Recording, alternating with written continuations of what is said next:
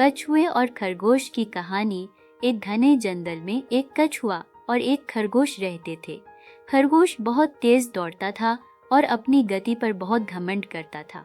वहीं कछुआ धीरे धीरे चलता था और शांत स्वभाव का था।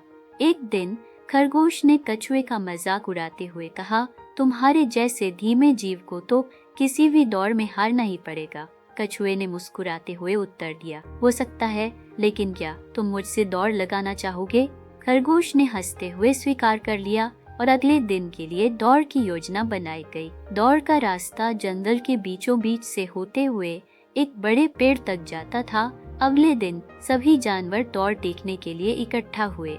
जैसे ही दौड़ शुरू हुई, खरगोश तेजी से भागा और जल्द ही कछुए को बहुत पीछे छोड़ दिया। खरगोश ने सोचा, कछुआ तो बहुत पीछे है, क्यों ना मैं थोड़ा आराम कर लूं, और वह एक पेड़ के नीचे लेट गया और सो गया। दूसरी ओर कछुआ बिना रुके धीरे धीरे आगे बढ़ता रहा। उसने अपने मन में सोचा, मुझे बस चलते रहना है, चाहे कितनी भी देर हो जाए। कुछ समय बाद कछुआ खरगोश के पास से गुजरा, जो अभी भी सो रहा था। जैसे जैसे समय बीतता गया, कछुआ धीरे धीरे दौड़ के अंत की ओर बढ़ता गया। जब खरगोश जागा तो उसने देखा कि कछुआ बहुत आगे निकल चुका है। उसने तेजी से दौड़ना शुरू किया, लेकिन तब तक बहुत देर हो चुकी थी। कछुआ धीरे चलते हुए भी दौड़ जीत चुका था। खरगोश को अपनी गलती का एहसास हुआ और उसने कछुए से माफी मांगी। कछुए ने मुस्कुराते हुए कहा, कोई बात नहीं दोस्त, इस दौड़ ने हमें एक महत्वपूर्ण सबक सिखाया है।